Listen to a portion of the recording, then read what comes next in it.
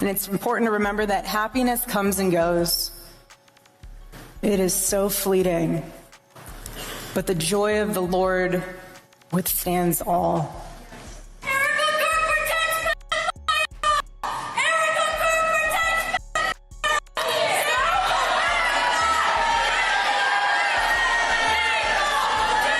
It's important to remember that happiness comes and goes, and I pray that you find it.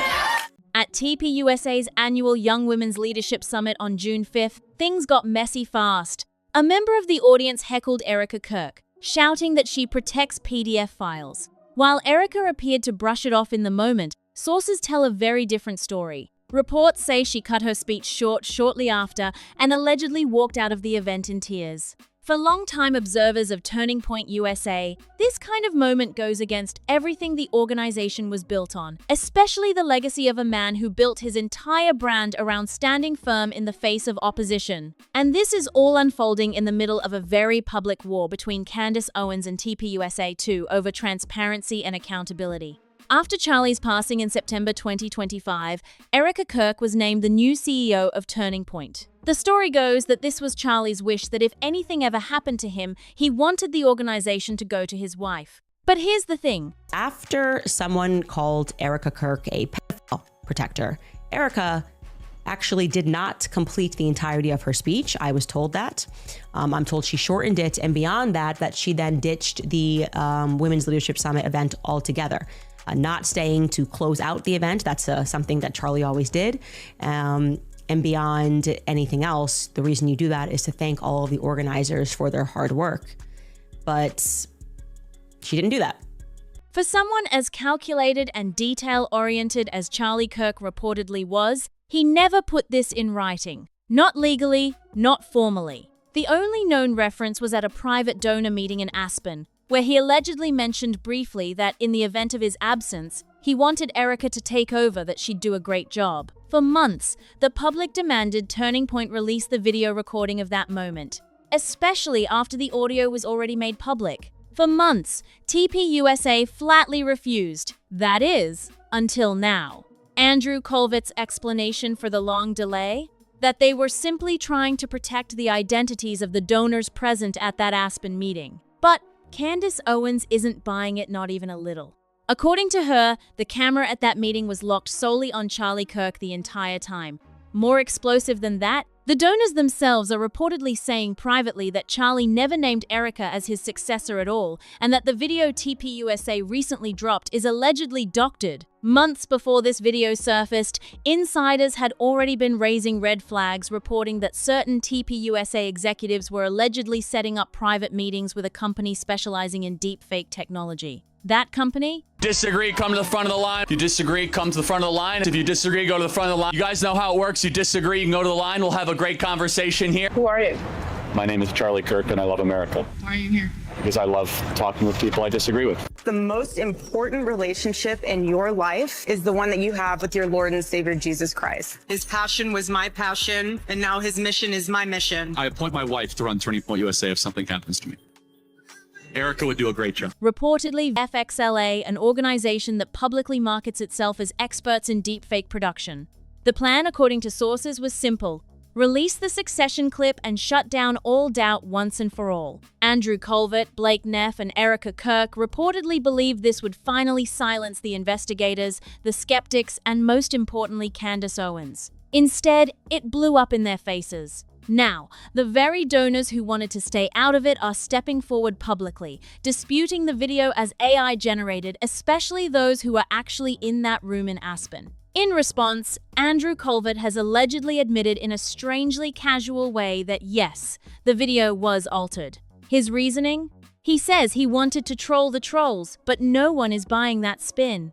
Here's what makes this whole situation so revealing. If Erika Kirk was willing to allegedly collaborate in fabricating an AI version of her late husband's voice, manufacturing a moment that sources say never actually happened just to justify taking over the organization, spent his entire life building, and then walked out on stage to the sound of that voice, in that glittering pantsuit at Amfest, fully aware it was artificially generated, that tells you everything you need to know about who Erika Kirk really is. What happens when you connect all of this to something even more unsettling? Reports indicate that Charlie Kirk had private meetings scheduled and an appointment to update his will and sign changes to his end-of-life documents just 1 week before the events of September 9th. Now, according to legal experts, end-of-life documents are not something you casually update. The AI, alleged AI of Charlie saying, I appoint Erika to be the CEO. Well, Erika told me that he said that at an Aspen event. I was like, okay, great.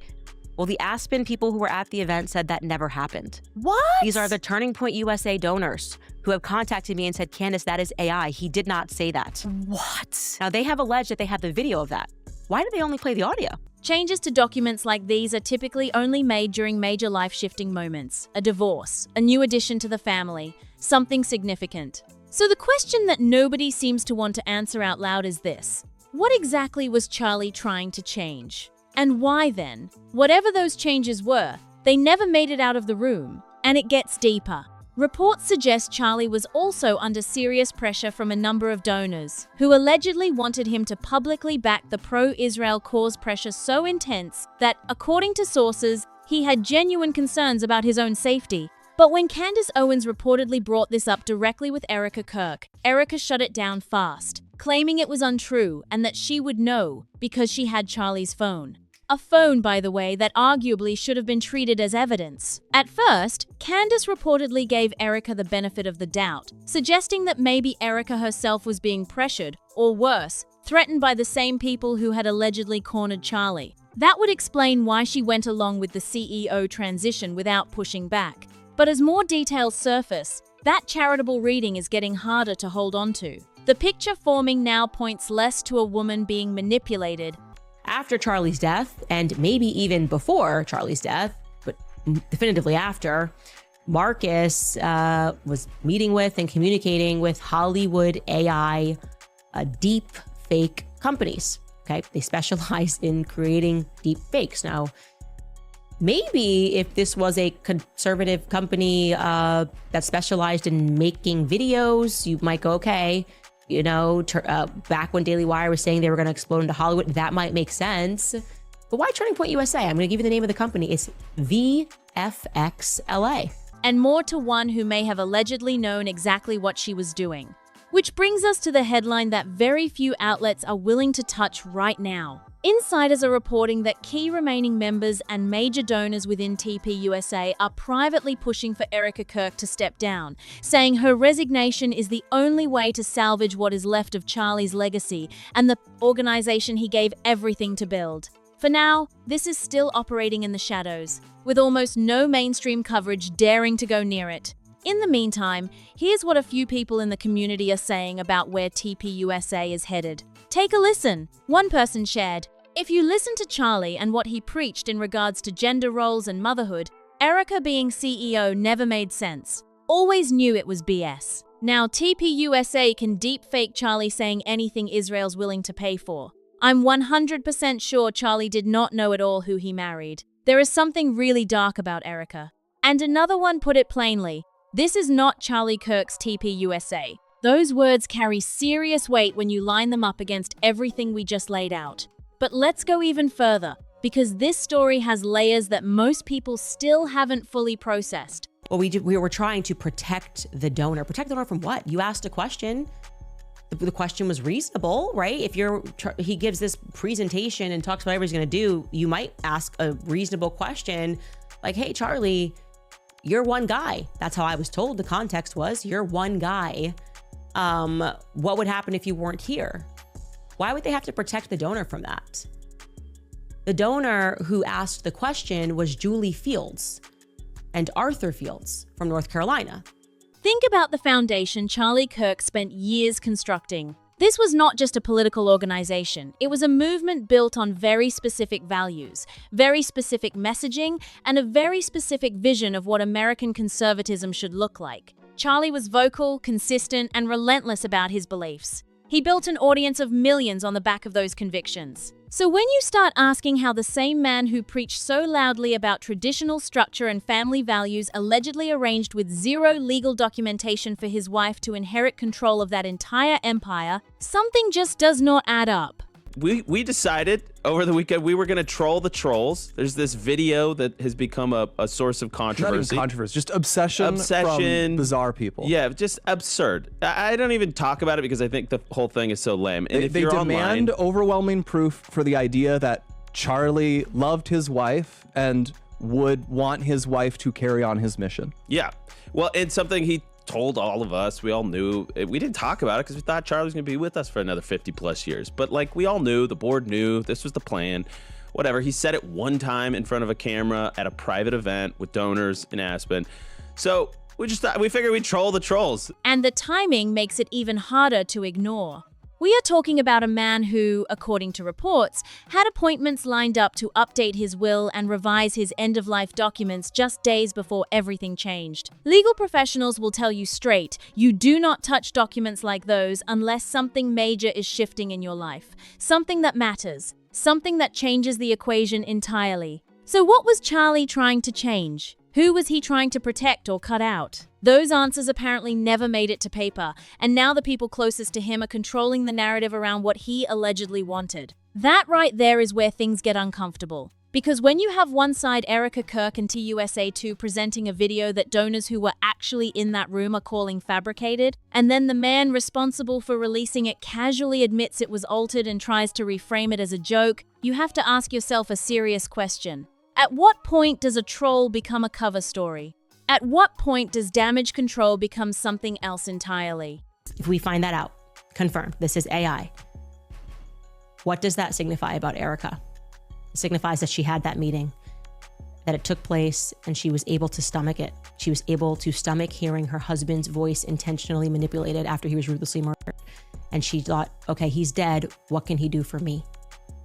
We can use his voice to have him hand over the company so people will not blink and they will not ask questions. The deepfake angle alone should have people paying attention. Reports linking TPUSA executives to private meetings with VFX-LA, a company that openly specializes in deepfake production, did not surface after the video dropped. Those reports came first. That means the concern was already in the air before the Succession clip ever went public. And yet, when the video was released, it was presented as definitive proof, as closure, as the final word on what Charlie Kirk wanted. Except the people who were sitting in that room in Aspen are now saying otherwise, and they are saying it publicly. Now, layer on top of that, the pressure Charlie was reportedly facing from donors pushing him hard on the pro-Israel position. According to sources, this was not casual political disagreement. This was pressure significant enough that Charlie was allegedly worried about his personal safety. That is a serious claim. And when Candace Owens brought it up directly to Erika, the response was a quick dismissal. I have evidence of that.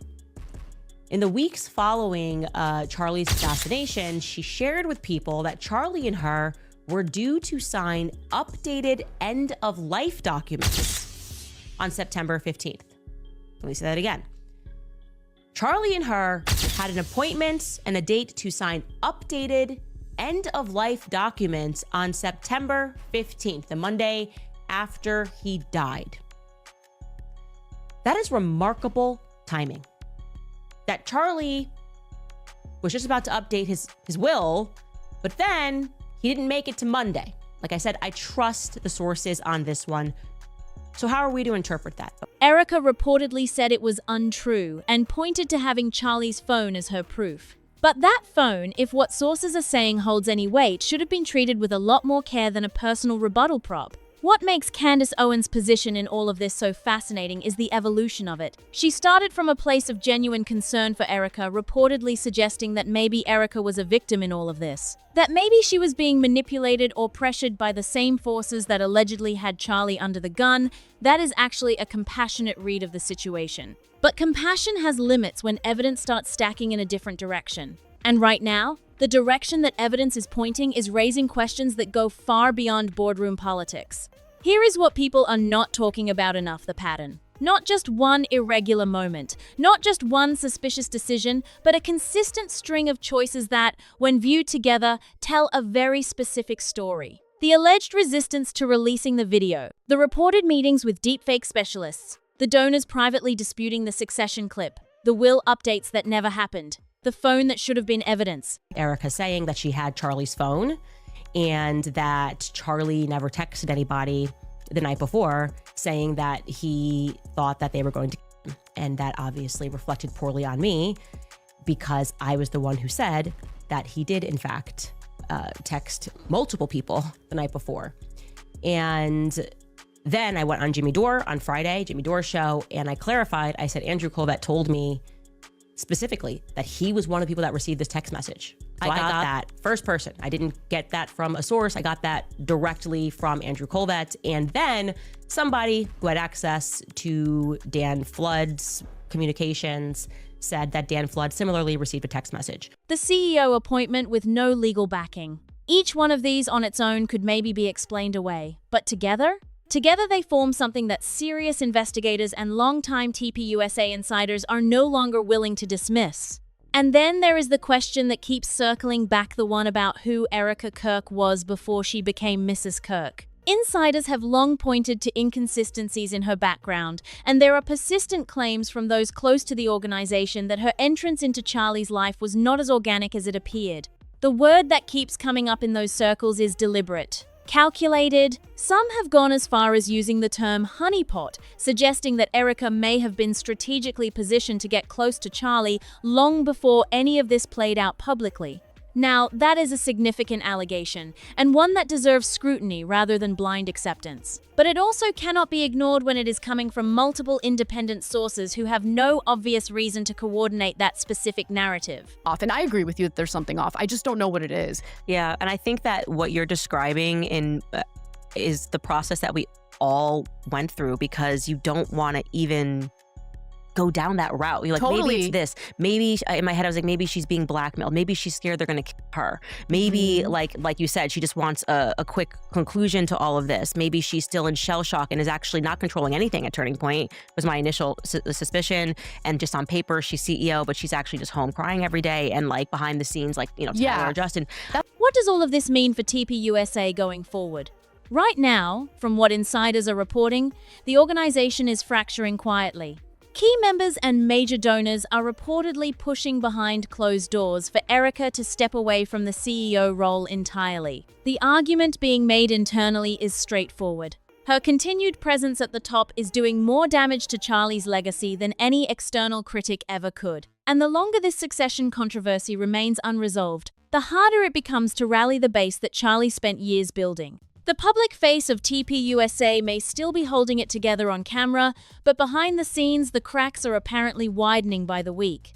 And the young women who attended that summit on June 5th, the ones who sat in that room and watched a heckler shake Erika Kirk to the point of allegedly leaving in tears, they represent the next generation that TPUSA was supposed to be cultivating. That moment, more than any press release or succession video, may have said the loudest thing of all about the current state of the organization. Charlie Kirk built something real. Whatever you thought of his politics, he built it loud, he built it fast, and he built it on the idea that conviction matters, that you stand your ground, that you do not fold. The painful irony in all of this is that the organization carrying his name right now is being accused of doing the exact opposite, allegedly fabricating his voice, avoiding accountability, and walking out of rooms in tears when the pressure gets too real.